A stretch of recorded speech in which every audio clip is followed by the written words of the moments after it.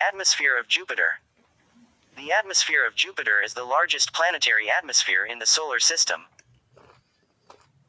It is mostly made of molecular hydrogen and helium in roughly solar proportions. Other chemical compounds are present only in small amounts and include methane, ammonia, hydrogen sulfide, and water.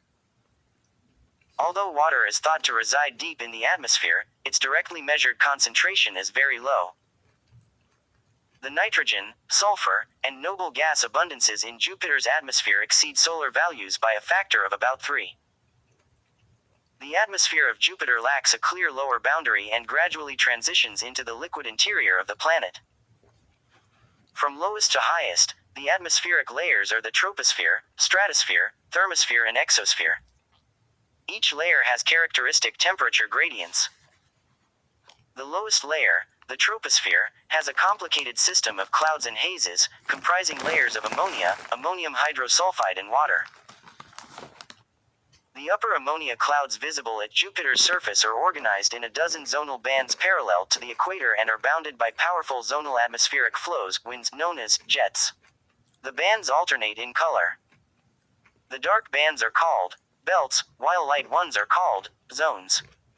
Zones, which are colder than belts, correspond to upwellings, while belts mark descending gas. The zones' lighter color is believed to result from ammonia ice. What gives the belts their darker colors is uncertain. The origins of the banded structure and jets are not well understood, though a shallow model and a deep model exist. The Jovian atmosphere shows a wide range of active phenomena, including band instabilities, vortices, cyclones and anticyclones, storms and lightning. The vortices reveal themselves as large red, white or brown spots, ovals. The largest two spots are the Great Red Spot, GRS, and Oval BA, which is also red. These two and most of the other large spots are anticyclonic. Smaller anticyclones tend to be white. Vortices are thought to be relatively shallow structures with depths not exceeding a few hundred miles. Located in the southern hemisphere, the GRS is the largest known vortex in the solar system. It could engulf 2 or 3 Earths and has existed for at least 300 years. Oh shit. Oval BA, south of GRS, is a red spot a third the size of GRS that formed in 2000 from the merging of 3 white ovals. Jupiter has powerful storms, often accompanied by lightning strikes. The storms are a result of moist convection in the atmosphere connected to the evaporation and condensation of water. They are sites of strong upward motion of the air, which leads to the formation of bright and dense clouds. The storms form mainly in belt regions. The lightning strikes on Jupiter are hundreds of times more powerful than those seen on Earth, and are assumed to be associated with the water clouds. Recent Juno observations suggest Jovian lightning strikes occur above the altitude of water clouds, 3 to 7 atmospheres. A charge separation between falling liquid ammonia water droplets and water ice particles may generate higher altitude lightning. Upper atmospheric lightning has also been observed 161.5 miles above the 0.98 atmospheres level. The atmosphere of Jupiter is classified into 4 layers, by increasing altitude. The troposphere, stratosphere, thermosphere and exosphere. Unlike the Earth's atmosphere, Jupiter's lacks a mesosphere. Jupiter does not have a solid surface, and the lowest atmospheric layer, the troposphere, smoothly transitions into the planet's fluid interior. This is a result of having temperatures and the pressures well above those of the critical points for hydrogen and helium, meaning that there is no sharp boundary between gas and liquid phases. Hydrogen is considered a supercritical fluid when the temperature is above -400 degrees and the pressure is above 12 atmospheres. Since the lower boundary of the atmosphere is ill-defined, the pressure level of 9 atmospheres, at an altitude of about 56 miles below 0.98 atmospheres with a temperature of around 152 degrees, is commonly treated as the base of the troposphere. In scientific literature, the 0.98 atmospheres pressure level is usually chosen as a 0 point for altitudes, a surface, of Jupiter. As is generally the case, the top atmospheric layer, the exosphere, does not have a specific upper boundary. The density gradually decreases until it smoothly transitions into the interplanetary medium approximately 3,107 miles above the surface. The vertical temperature gradients in the Jovian atmosphere are similar to those of the atmosphere of Earth. The temperature of the troposphere decreases with height until it reaches a minimum at the tropopause, which is the boundary between the troposphere and stratosphere. On Jupiter, the tropopause is approximately 31 miles above the visible clouds, or 0.98 atmospheres level. The pressure and temperature at the tropopause are about 0.09 atmospheres and minus 261 degrees. This gives a drop of 185 degrees over 87 miles. The adiabatic lapse rate on Earth is around 49.5 degrees per mile. The adiabatic lapse rate is proportional to the average molecular weight and the gravitational force. The latter is about 2.5 times stronger than on Earth, but the average molecular weight is about 15 times less. In the stratosphere, the temperatures rise to about minus 99 degrees at the transition into the thermosphere, at an altitude and pressure of around 198 miles and 0.00000009 atmospheres. In the thermosphere, temperatures continue to rise, eventually reaching 1,340 degrees at about 621 miles, where pressure is about 0.0009 atmospheres. Jupiter's troposphere contains a complicated cloud structure. The upper clouds, located in the pressure range 0.5 to 0.8 atmospheres, are made of ammonia ice. Below these ammonia ice clouds, denser clouds made of ammonium hydrosulfide NH4SH or ammonium sulfide NH4 between 0.98 to 2 atmospheres and water 3 to 7 atmospheres are thought to exist. There are no methane clouds as the temperatures are too high for it to condense. Goddamn balls. The water clouds form the densest layer of clouds and have the strongest influence on the dynamics of the atmosphere. This is a result of the higher condensation heat of water and higher water abundance as compared to the ammonia and hydrogen sulfide. Oxygen is a more abundant chemical element than either nitrogen or sulfur. Various tropospheric at 0.19 to 0.49 atmospheres and stratospheric at 0.009 to 0.09 atmospheres haze layers reside above the main cloud layers. The stratospheric haze layers are made from condensed heavy polycyclic aromatic hydrocarbons or hydrazine, which are generated in the upper stratosphere, 0.000009 to 0.000009 atmospheres, from methane under the influence of the solar ultraviolet radiation, UV. The methane abundance relative to molecular hydrogen in the stratosphere is about 10 minus to the power of 4, while the abundance ratio of other light hydrocarbons, like ethane and acetylene, to molecular hydrogen is about 10 minus to the power of 6. Jupiter's thermosphere is located at pressures lower than 0.000009 atmospheres and demonstrates such phenomena as airglow, polar aurorae and X-ray emissions. Within it lie layers of increased electron and ion density that form the ionosphere. The high temperatures prevalent in the thermosphere, 980 to 1,340 degrees, have not been explained yet. Existing models predict a temperature no higher than about 260 degrees. They may be caused by absorption of high-energy solar radiation, UV or X-ray, by heating from the charged particles precipitating from the Jovian magnetosphere, or by dissipation of upward propagating gravity waves. The thermosphere and exosphere at the poles and at low latitudes emit X-rays, which were first observed by the Einstein Observatory in 1983.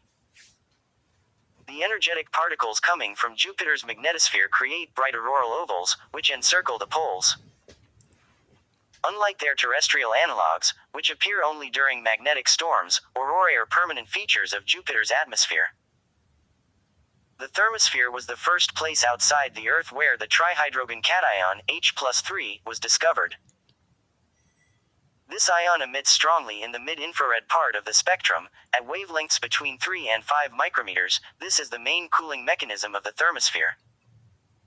The composition of Jupiter's atmosphere is similar to that of the planet as a whole. Jupiter's atmosphere is the most comprehensively understood of those of all the gas giants because it was observed directly by the Galileo atmospheric probe when it entered the Jovian atmosphere on December 7, 1995. Other sources of information about Jupiter's atmospheric composition include the Infrared Space Observatory (ISO), the Galileo and Cassini orbiters, and Earth-based observations. The two main constituents of the Jovian atmosphere are molecular hydrogen, H2, and helium.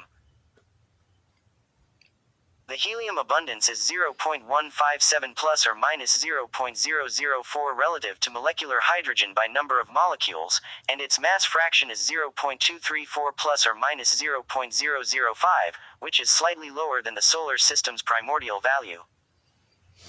The reason for this low abundance is not entirely understood, but some of the helium may have condensed into the core of Jupiter. This condensation is likely to be in the form of helium rain. As hydrogen turns into the metallic state at depths of more than 6,214 miles, helium separates from it, forming droplets which, being denser than the metallic hydrogen, descend towards the core. This can also explain the severe depletion of neon, an element that easily dissolves in helium droplets and would be transported in them towards the core as well. The atmosphere contains various simple compounds such as water, methane CH4, hydrogen sulfide H2S, ammonia NH3, and phosphine PH3.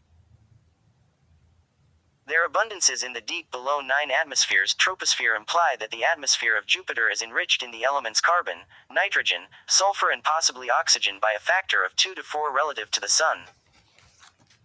The noble gases argon, krypton and xenon also appear in abundance relative to solar levels, while neon is scarcer. Other chemical compounds such as arsine, Ash3, and germane, Ga4, are present only in trace amounts. The upper atmosphere of Jupiter contains small amounts of simple hydrocarbons such as ethane, acetylene, and diacetylene, which form from methane under the influence of the solar ultraviolet radiation and charged particles coming from Jupiter's magnetosphere. The carbon dioxide, carbon monoxide and water present in the upper atmosphere are thought to originate from impacting comets, such as Shoemaker-Levy 9. The water cannot come from the troposphere because the cold tropopause acts like a cold trap, effectively preventing water from rising to the stratosphere. Earth and spacecraft-based measurements have led to improved knowledge of the isotopic ratios in Jupiter's atmosphere. As of July 2003, the accepted value for the deuterium abundance is 2.25 plus or minus 0.35 times 10 minus to the power of 5, which probably represents the primordial value in the protosolar nebula that gave birth to the solar system.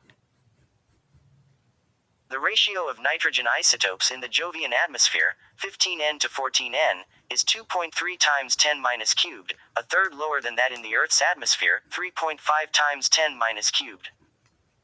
The latter discovery is especially significant since the previous theories of solar system formation considered the terrestrial value for the ratio of nitrogen isotopes to be primordial. The visible surface of Jupiter is divided into several bands parallel to the equator. There are two types of bands: lightly colored zones and relatively dark belts. The wider equatorial zone EZ extends between latitudes of approximately 7 degrees south to 7 degrees north. Above and below the EZ, the north and south equatorial belts, Neb and Seb, extend to 18 degrees north and 18 degrees south, respectively. Farther from the equator lie the north and south tropical zones, enters and STRZ. The alternating pattern of belts and zones continues until the polar regions at approximately 50 degrees latitude, where their visible appearance becomes somewhat muted.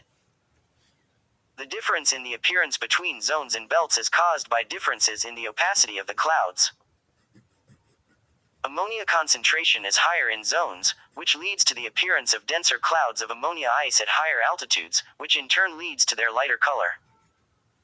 On the other hand, in belts clouds are thinner and are located at lower altitudes. The upper troposphere is colder in zones and warmer in belts. The exact nature of chemicals that make Jovian zones and bands so colorful is not known, but they may include complicated compounds of sulfur, phosphorus and carbon. The Jovian bands are bounded by zonal atmospheric flows, winds called jets. The eastward prograde jets are found at the transition from zones to belts, going away from the equator, whereas westward retrograde jets mark the transition from belts to zones. Such flow velocity patterns mean that the jet's eastward momentum decreases in belts and increases in zones from the equator to the pole. Therefore, wind shear in belts is cyclonic, while in zones it is anticyclonic.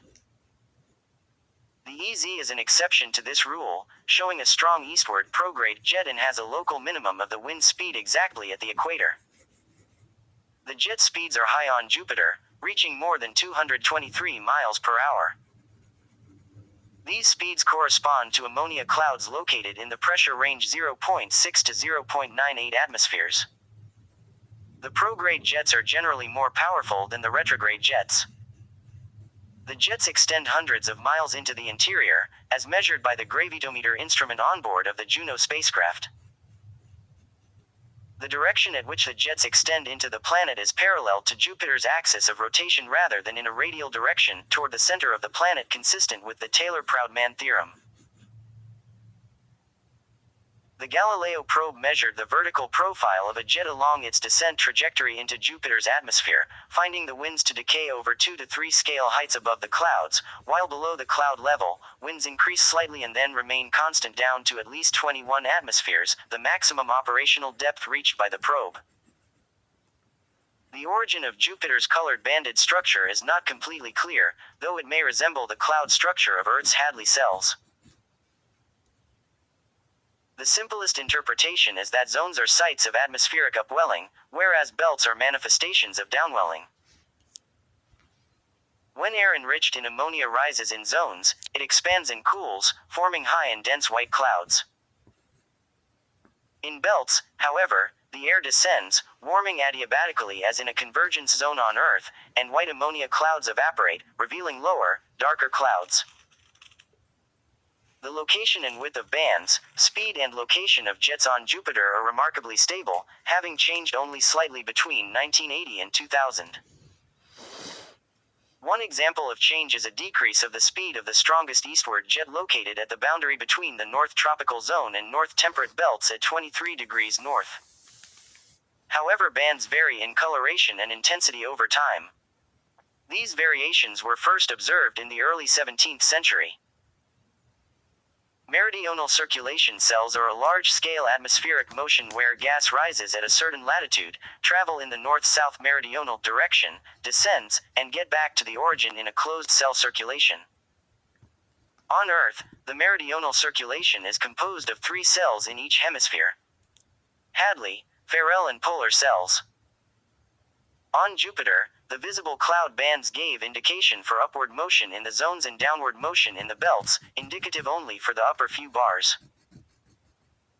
However, higher frequency of lightning flashes in the belts, indicative of upward atmospheric motion, gave indication for a reversed motion in the deeper atmosphere.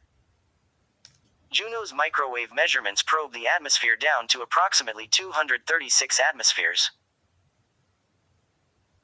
These measurements confirmed the existence of these motions as a part of mid-latitude's large circulation cells with upward motion in the belts and downward motions in the zones, extending from approximately 0.98 atmospheres down to at least approximately 236 atmospheres.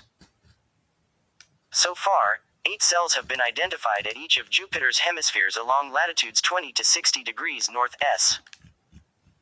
The mid-latitude cells are driven by breaking of atmospheric waves, similar to the Farrell cells on Earth. While on Earth, the return flow in the cell's lower branch is balanced by friction in the Ekman layer, the balance in Jupiter is yet unknown, but one possibility is that the friction is maintained by magnetic drag. The belts and zones that divide Jupiter's atmosphere each have their own names and unique characteristics. They begin below the north and south polar regions, which extend from the poles to roughly 40-48 degrees north S. These bluish-gray regions are usually featureless. The north-north temperate region rarely shows more detail than the polar regions, due to limb darkening, foreshortening, and the general diffuseness of features. However, the north-north temperate belt NNTB is the northernmost distinct belt, though it occasionally disappears. Disturbances tend to be minor and short-lived. The North Temperate Zone NNTZ is perhaps more prominent, but also generally quiet. Other minor belts and zones in the region are occasionally observed. The North Temperate region is part of a latitudinal region easily observable from Earth, and thus has a superb record of observation. It also features the strongest prograde jet stream on the planet, a westerly current that forms the southern boundary of the North Temperate Belt (NTB). The NTB fades roughly once a decade. This was the case during the Voyager encounters, making the North Temperate Zone (NTZ) apparently merge into the North Tropical Zone (NTROP-Z). Other times, the NTZ is divided by a narrow belt into northern and southern components. The North Tropical region is composed of the NTROP-Z and the North Equatorial Belt (NEB). The NTROP-Z is generally stable in coloration, changing in tint only in tandem with activity on the NTB's southern jet stream. Like the NTZ, it too is sometimes divided by a narrow band, the NTROP-B. On rare occasions, the southern NTROP-Z plays host to little red spots. As the name suggests, these are northern equivalents of the Great Red Spot. Unlike the GRS, they tend to occur in pairs and are always short-lived, lasting a year on average. One was present during the Pioneer 10 encounter. The NEB is one of the most active belts on the planet.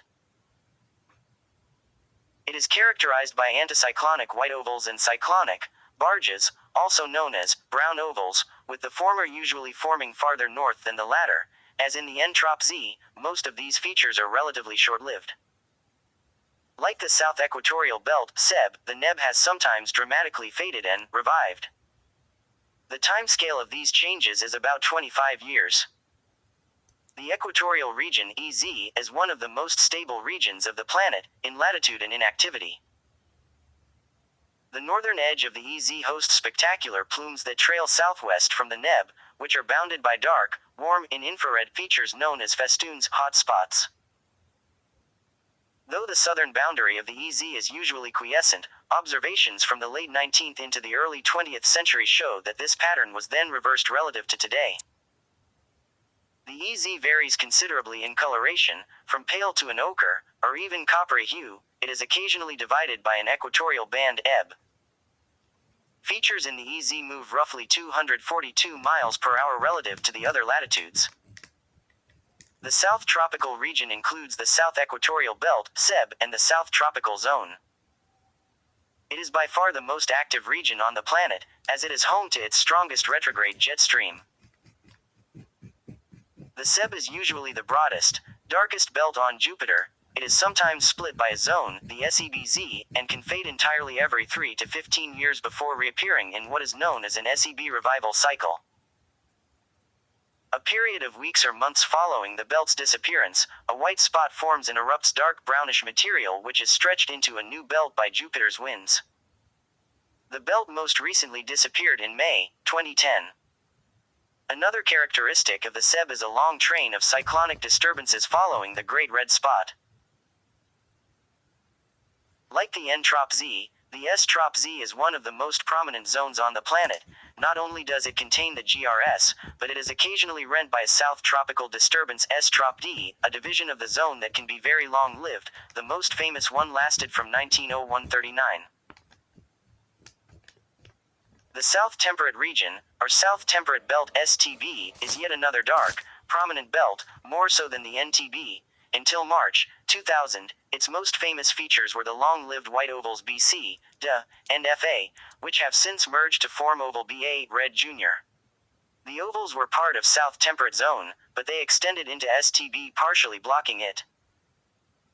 The STB has occasionally faded, apparently due to complex interactions between the white ovals and the GRS. The appearance of the South Temperate Zone (STZ), the zone in which the white ovals originated, is highly variable. There are other features on Jupiter that are either temporary or difficult to observe from Earth. The South Temperate region is harder to discern even than the NNTR. Its detail is subtle and can only be studied well by large telescopes or spacecraft.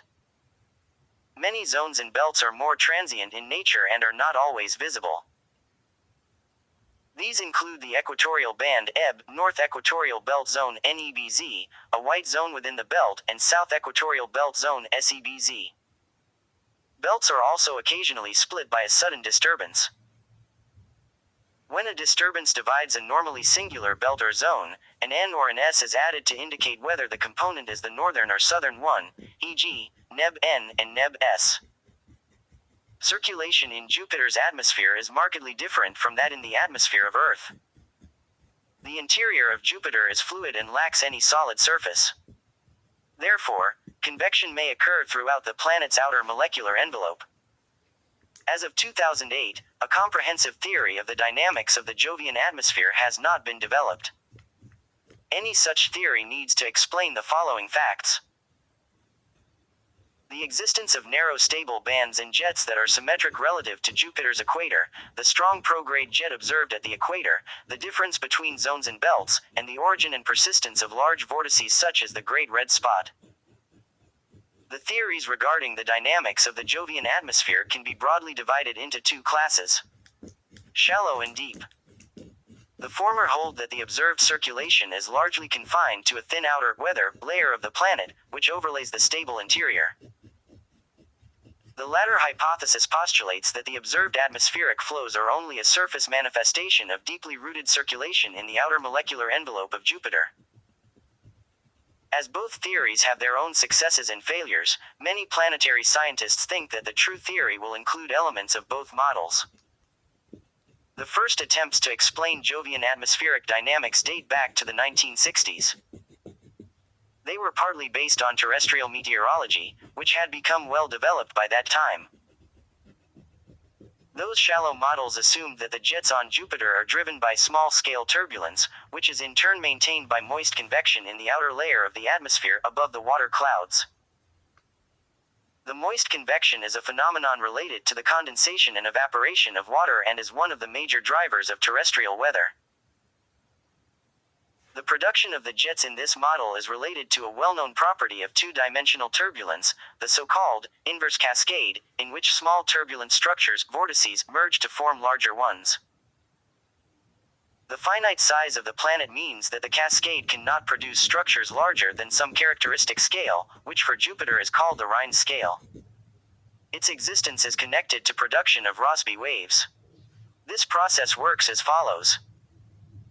When the largest turbulent structures reach a certain size, the energy begins to flow into Rossby waves instead of larger structures, and the inverse cascade stops.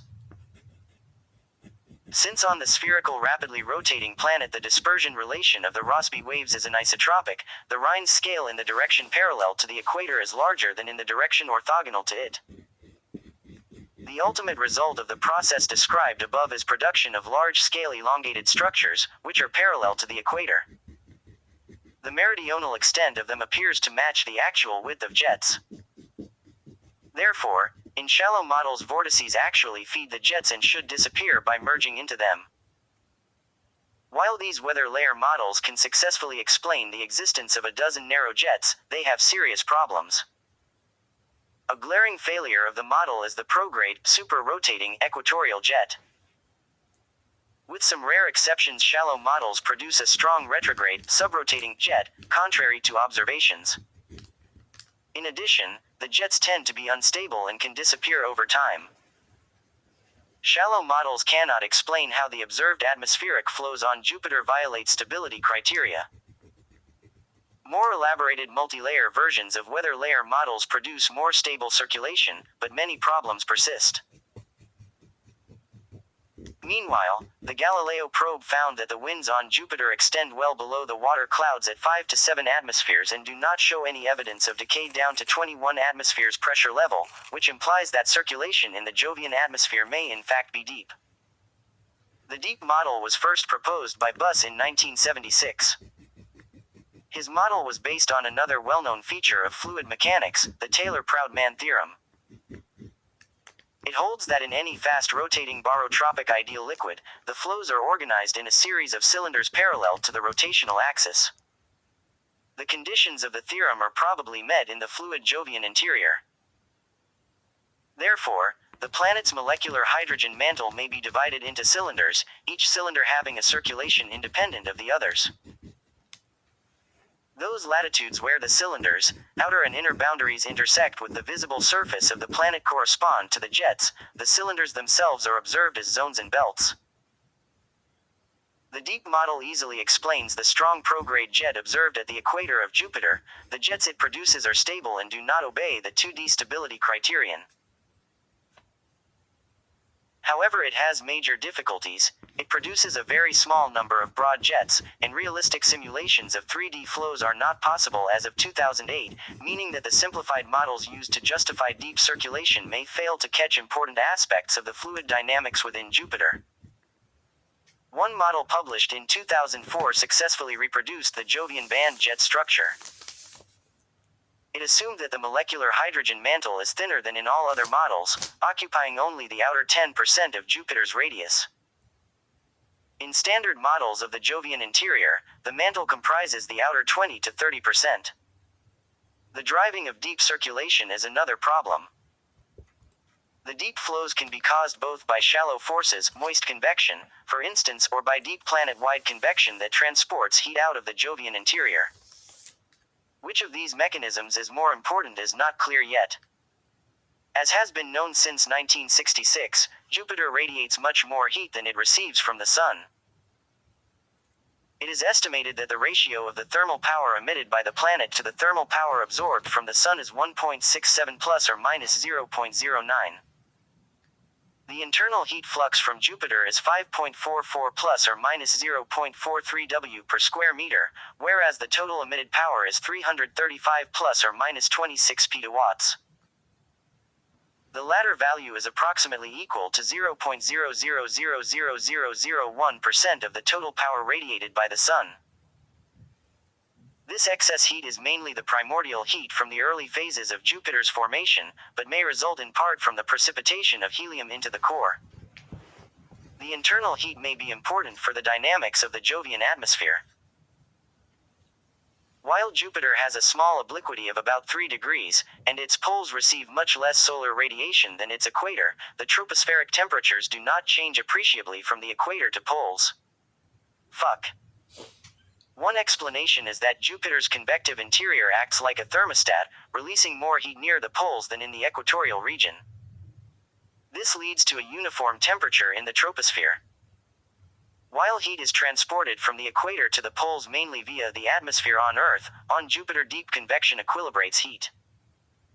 The convection in the Jovian interior is thought to be driven mainly by the internal heat.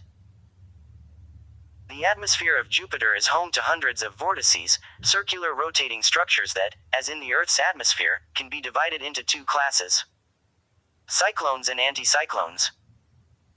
Cyclones rotate in the direction similar to the rotation of the planet counterclockwise in the northern hemisphere and clockwise in the southern. Anticyclones rotate in the reverse direction. However, unlike in the terrestrial atmosphere, anticyclones predominate over cyclones on Jupiter. More than 90% of vortices larger than 1,243 miles in diameter are anticyclones. The lifetime of Jovian vortices varies from several days to hundreds of years, depending on their size. For instance, the average lifetime of an anticyclone between 621 and 3,728 miles in diameter is 1 to 3 years. Vortices have never been observed in the equatorial region of Jupiter, within 10 degrees of latitude, where they are unstable. As on any rapidly rotating planet, Jupiter's anticyclones are high-pressure centers, while cyclones are low-pressure. The anticyclones in Jupiter's atmosphere are always confined within zones, where the wind speed increases in direction from the equator to the poles. They are usually bright and appear as white ovals. They can move in longitude, but stay at approximately the same latitude as they are unable to escape from the confining zone.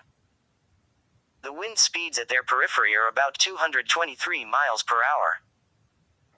Different anticyclones located in one zone tend to merge when they approach each other. However, Jupiter has two anticyclones that are somewhat different from all others. They are the Great Red Spot (GRS) and the Oval BA, the latter formed only in 2000. In contrast to white ovals, these structures are red, arguably due to dredging up of red material from the planet's depths. On Jupiter, the anticyclones usually form through merges of smaller structures including convective storms, although large ovals can result from the instability of jets. The latter was observed in 1938-40, when a few white ovals appeared as a result of instability of the southern temperate zone. They later merged to form oval Ba. In contrast to anticyclones, the Jovian cyclones tend to be small, dark and irregular structures. Some of the darker and more regular features are known as brown ovals or badges. However, the existence of a few long-lived large cyclones has been suggested. In addition to compact cyclones, Jupiter has several large irregular filamentary patches, which demonstrate cyclonic rotation. One of them is located to the west of the GRS in its wake region in the southern equatorial belt. These patches are called cyclonic regions, CR. The cyclones are always located in the belts and tend to merge when they encounter each other, much like anticyclones. The deep structure of vortices is not completely clear. They are thought to be relatively thin, as any thickness greater than about 310.5 miles will lead to instability. The large anticyclones are known to extend only a few miles above the visible clouds. The early hypothesis that the vortices are deep convective plumes or convective columns as of 2008 is not shared by the majority of planetary scientists. The Great Red Spot GRS is a persistent anticyclonic storm, 22 degrees south of Jupiter's equator. Observations from Earth establish a minimum storm lifetime of 350 years. A storm was described as a permanent spot by Gian Domenico Cassini after observing the feature in July 1665 with his instrument maker Eustachio Divini. According to a report by Giovanni Battista Riccioli in 1635, Leander Bantius, whom Riccioli identified as the abbot of Dunisburg who possessed an extraordinary telescope, observed a large spot that he described as oval, equaling 1/7 of Jupiter's diameter at its longest. According to Riccioli, these features are seldom able to be seen, and then only by a telescope of exceptional quality and magnification. The Great Spot has been nearly continually observed since the 1870s, however. The GRS rotates counterclockwise, with a period of about 6 Earth days or 14 Jovian days. Its dimensions are 14,913 to 24,854 miles east to west and 7,456 to 8,704 miles north to south. The spot is large enough to contain 2 or 3 planets the size of Earth. At the start of 2004, the Great Red Spot had approximately half the longitudinal extent it had a century ago, when it was 24,854 miles in diameter. At the present rate of reduction, it could potentially become circular by 2040, although this is unlikely because of the distortion effect of the neighboring jet streams. It is not known how long the spot will last, or whether the change is a result of normal fluctuations. According to a study by scientists at the University of California, Berkeley, between 1996 and 2006 the spot lost 15% of its diameter along its major axis. Zylar Assay Davis, who was on the team that conducted the study, noted that the spot is not disappearing because velocity is a more robust measurement because the clouds associated with the red spot are also strongly influenced by numerous other phenomena in the surrounding atmosphere. Infrared data have long indicated that the Great Red Spot is colder, and thus, higher in altitude, than most of the other clouds on the planet. The cloud tops of the GRS are about 5 miles above the surrounding clouds. Furthermore, careful tracking of atmospheric features revealed the spot's counterclockwise circulation as far back as 1966, observations dramatically confirmed by the first time-lapse movies from the Voyager flybys. The spot is spatially confined by a modest eastward jet stream, prograde, to its south and a very strong westward, retrograde, one to its north. Though winds around the edge of the spot peak at about 268 miles per hour, currents inside it seem stagnant, with little inflow or outflow. The rotation period of the spot has decreased with time, perhaps as a direct result of its steady reduction in size. In 2010, astronomers imaged the GRS in the far infrared from 8.5 to 24 micrometers with a spatial resolution higher than ever before and found that its central, reddest region is warmer than its surroundings by between 32 to 34 degrees. The warm air mass is located in the upper troposphere in the pressure range of 0.19 to 0.49 atmospheres. This warm central spot slowly counter-rotates and may be caused by a weak subsidence of air in the center of GRS. The Great Red Spot's latitude has been stable for the duration of good observational records, typically varying by about a degree. Its longitude, however, is subject to constant variation. Because Jupiter's visible features do not rotate uniformly at all latitudes, astronomers have defined three different systems for defining the longitude. System 2 is used for latitudes of more than 10 degrees, and was originally based on the average rotation rate of the Great Red Spot of 9 hours 55 minutes and 42 seconds. Despite this, the spot has lapped the planet in System 2 at least 10 times since the early 19th century. Its drift rate has changed dramatically over the years and has been linked to the brightness of the south equatorial belt, and the presence or absence of a south tropical disturbance. It is not known exactly what causes the Great Red Spot's reddish color. Theories supported by laboratory experiments suppose that the color may be caused by complex organic molecules, red phosphorus, or yet another sulfur compound. The GRS varies greatly in hue, from almost brick red to pale salmon, or even white. The higher temperature of the reddest central region is the first evidence that the spot's color is affected by environmental factors. The spot occasionally disappears from the visible spectrum, becoming evident only through the red spot halo, which is its niche in the south equatorial belt (SEB). The visibility of GRS is apparently coupled to the appearance of the SEB. When the belt is bright white, the spot tends to be dark, and when it is dark, the spot is usually light. The periods when the spot is dark or light occur at irregular intervals. In the 50 years from 1947-97, the spot was darkest in the periods 1961-66, 1968-75, 1989-90, and 1992-93. In November 2014, an analysis of data from NASA's Cassini mission revealed that the red color is likely a product of simple chemicals being broken apart by solar ultraviolet irradiation in the planet's upper atmosphere. The Great Red Spot should not be confused with the Great Dark Spot, a feature observed near Jupiter's North Pole in 2000 by the Cassini-Huygens spacecraft. A feature in the atmosphere of Neptune was also called the Great Dark Spot. The latter feature, imaged by Voyager 2 in 1989, may have been an atmospheric hole rather than a storm. It was no longer present in 1994, although a similar spot had appeared farther to the north. Anyways, Oval Ba is a red storm in Jupiter's southern hemisphere similar in form to, though smaller than, the Great Red Spot. It is often affectionately referred to as Red Spot Jr., Red Jr., or the Little Red Spot. A feature in the South Temperate Belt, Oval Ba was first seen in 2000 after the collision of three small white storms, and has intensified since then. The formation of the three white oval storms that later merged into Oval Ba can be traced to 1939, when the South Temperate Zone was torn by dark features that effectively split the zone into three long sections. Jovian observer Elmer J. Reese labeled the dark sections AB, CD, and EF. The rifts expanded, shrinking the remaining segments of the STZ into the white ovals FA, BC, and DE. Ovals BC and DE merged in 1998, forming Oval BE. Then, in March 2000, B and FA joined, forming Oval BA. Oval BA slowly began to turn red in August 2005.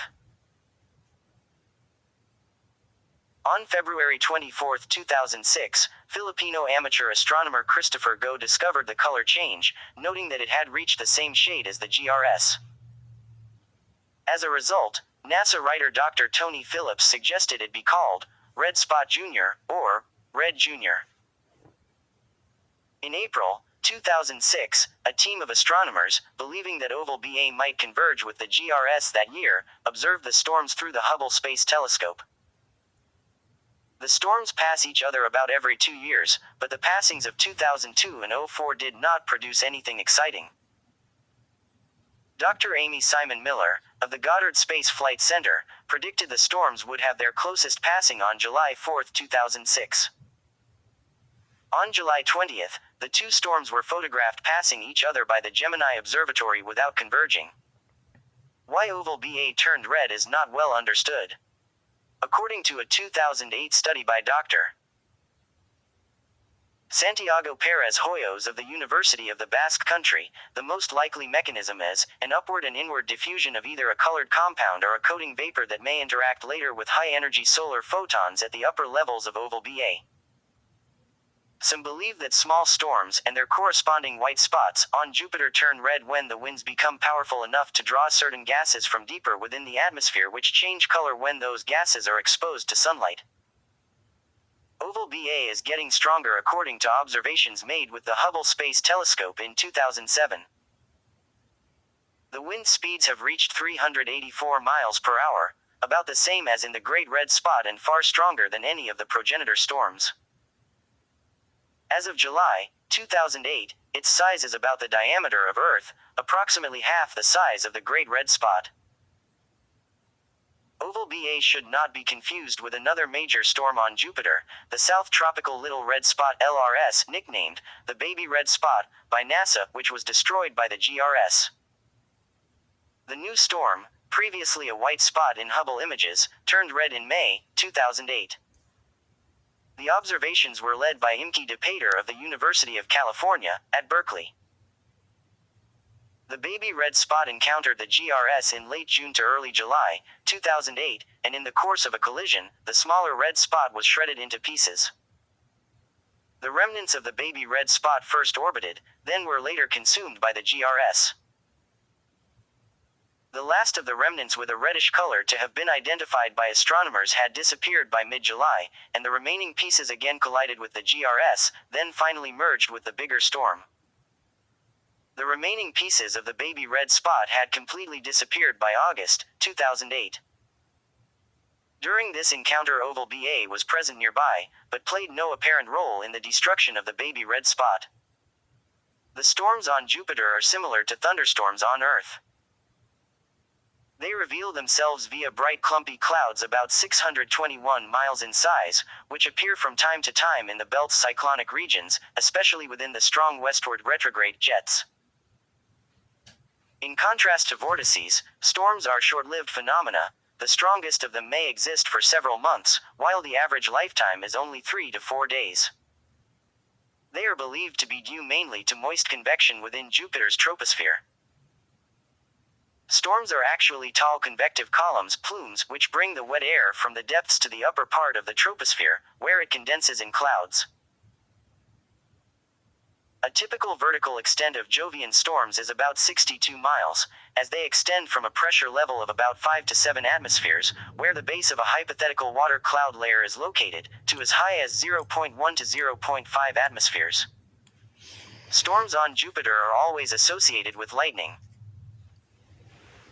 The imaging of the night side hemisphere of Jupiter by Galileo and Cassini spacecraft revealed regular light flashes in Jovian belts and near the locations of the westward jets, particularly at 51 degrees north, 56 degrees south and 14 degrees south latitudes. On Jupiter, lightning strikes are on average a few times more powerful than those on Earth. However, they are less frequent. The light power emitted from a given area is similar to that on Earth. A few flashes have been detected in polar regions, making Jupiter the second known planet after Earth to exhibit polar lightning. A microwave radiometer, Juno, detected many more in 2018. Every 15 to 17 years, Jupiter is marked by especially powerful storms. They appear at 23 degrees north latitude, where the strongest eastward jet, that can reach 335.5 miles per hour, is located. The last time such an event was observed was in June 2007. Two storms appeared in the northern temperate belt 55 degrees apart in longitude. They significantly disturbed the belt. The dark material that was shed by the storms mixed with clouds and changed the belt's color. The storms moved with a speed as high as 380 miles per hour, slightly faster than the jet itself, hinting at the existence of strong winds deep in the atmosphere. Other notable features of Jupiter are its cyclones near the northern and southern poles of the planet. These are called circumpolar cyclones, CPCs, and they have been observed by the Juno spacecraft using JUNOCAM and JIRAM. The cyclones have now been observed for about 5 years, as Juno completed 39 orbits around Jupiter. The northern pole has 8 cyclones moving around a central cyclone, NPC, while the southern pole only has 5 cyclones around a central cyclone, SPC, with a gap between the first and second cyclones.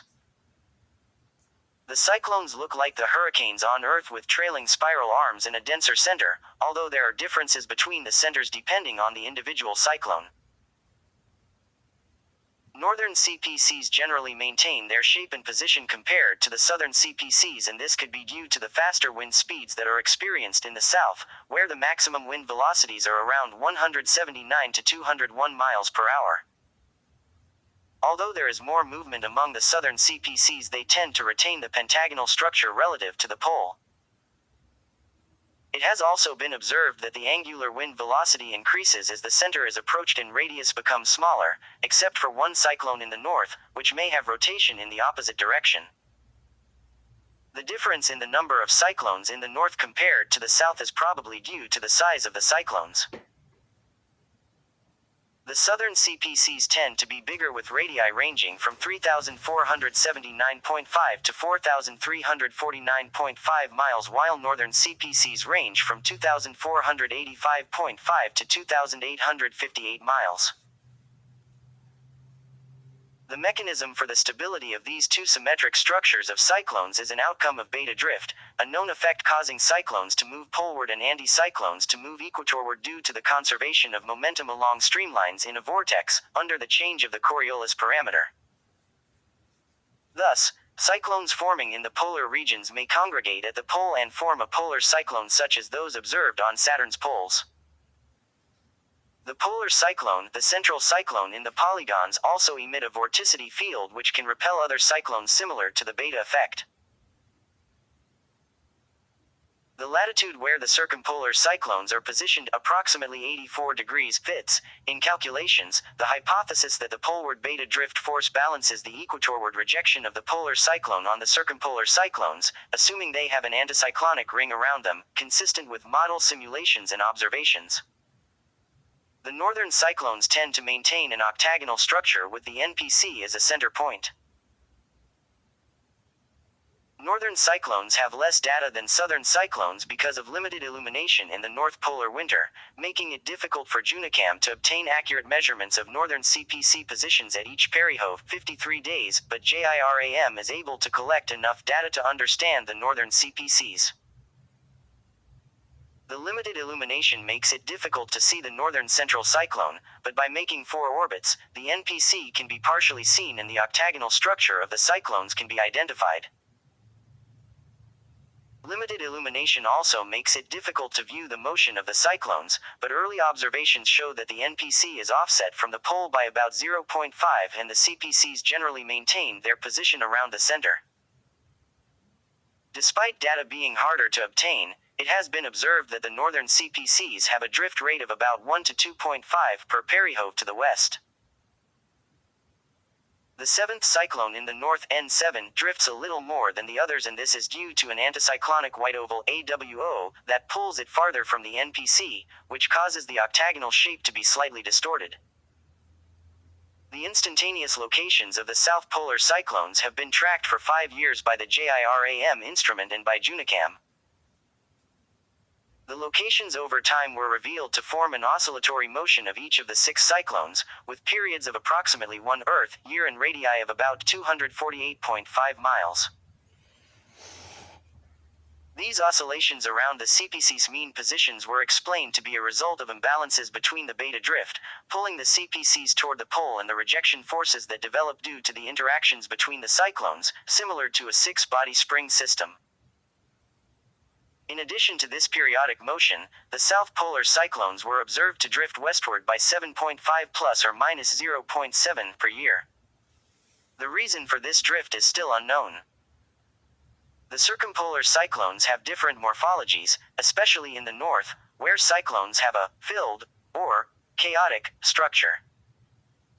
The inner part of the chaotic cyclones have small-scale cloud streaks and flecks. The filled cyclones have a sharply bound, lobate area that is bright white near the edge with a dark inner portion. There are 4 filled cyclones and 4 chaotic cyclones in the north. The southern cyclones all have an extensive fine-scale spiral structure on their outside, but they all differ in size and shape. There is very little observation of the cyclones due to low sun angles and a haze that is typically over the atmosphere, but what little has been observed shows the cyclones to be a reddish color. The normal pattern of bands and zones is sometimes disrupted for periods of time. One particular class of disruption are long-lived darkenings of the South Tropical Zone, normally referred to as South Tropical Disturbances, STD. The longest-lived STD in recorded history was followed from 1901 until 1939, having been first seen by Percy B. Molesworth on February 28, 1901. It took the form of darkening over part of the normally bright South Tropical Zone. Several similar disturbances in the South Tropical Zone have been recorded since then. Some of the most mysterious features in the atmosphere of Jupiter are hot spots. In them, the air is relatively free of clouds and heat can escape from the depths without much absorption. The spots look like bright spots in the infrared images obtained at the wavelength of about 5 micrometers. They are preferentially located in the belts, although there is a train of prominent hot spots at the northern edge of the equatorial zone. The Galileo probe descended into one of those equatorial spots. Each equatorial spot is associated with a bright cloudy plume located to the west of it and reaching up to 6,213.5 miles in size. Hot spots generally have round shapes, although they do not resemble vortices. What the hell? The origin of hot spots is not clear.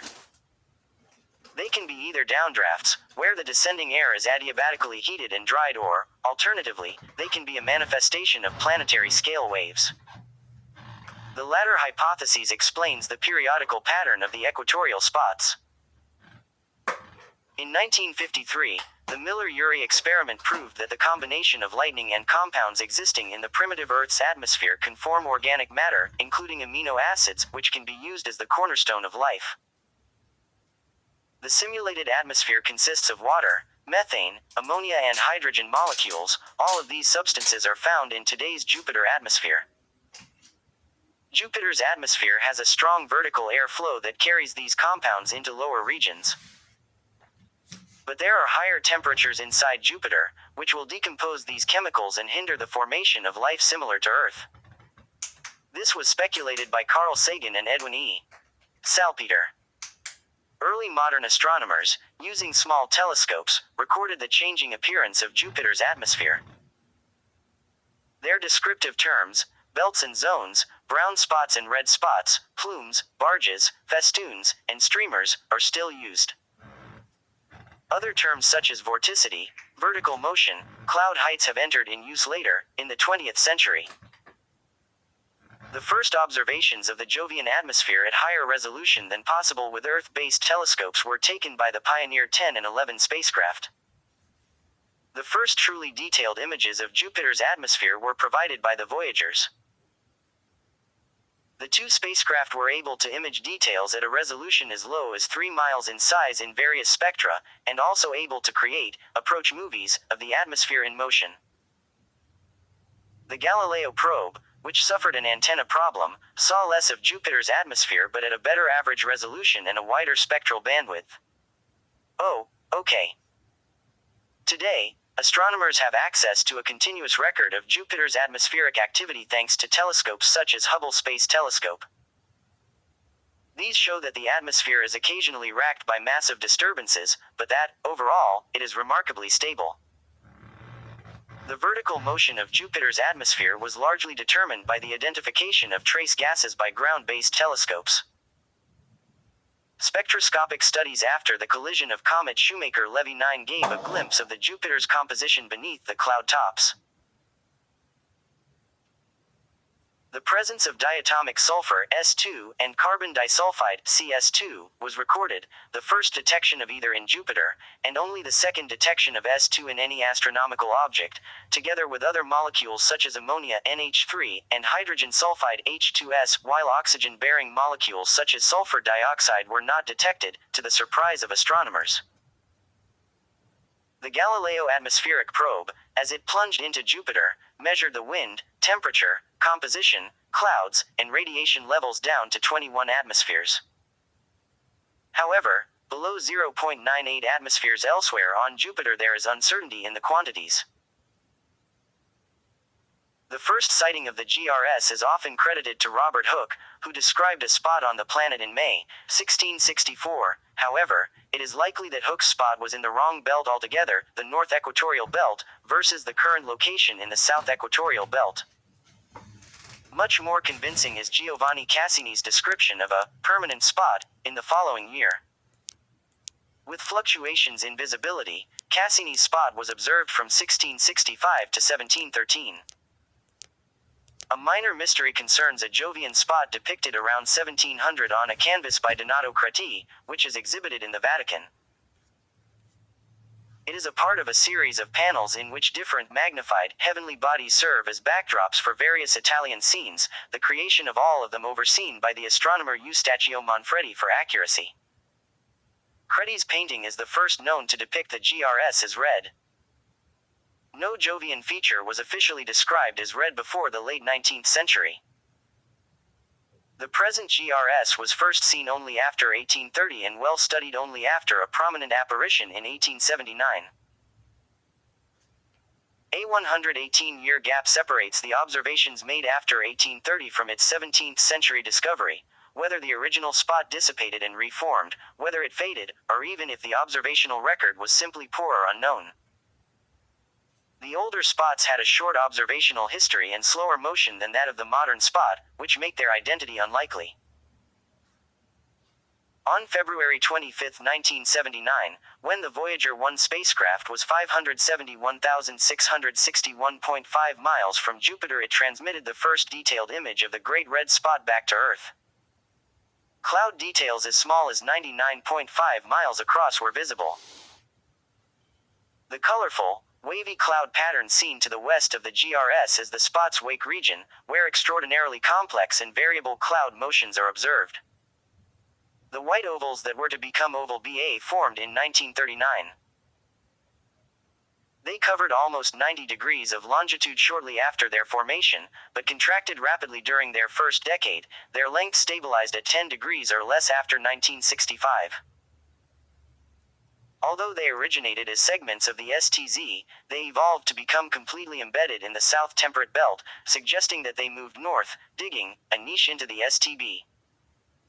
Indeed, much like the GRS, their circulations were confined by two opposing jet streams on their northern and southern boundaries, with an eastward jet to their north and a retrograde westward one to the south. The longitudinal movement of the ovals seemed to be influenced by two factors. Jupiter's position in its orbit. They became faster at aphelion, and their proximity to the GRS. They accelerated when within 50 degrees of the spot. The overall trend of the white oval drift rate was deceleration, with a decrease by half between 1940 and 90. During the Voyager flybys, the ovals extended roughly 5,592 miles from east to west, 3,107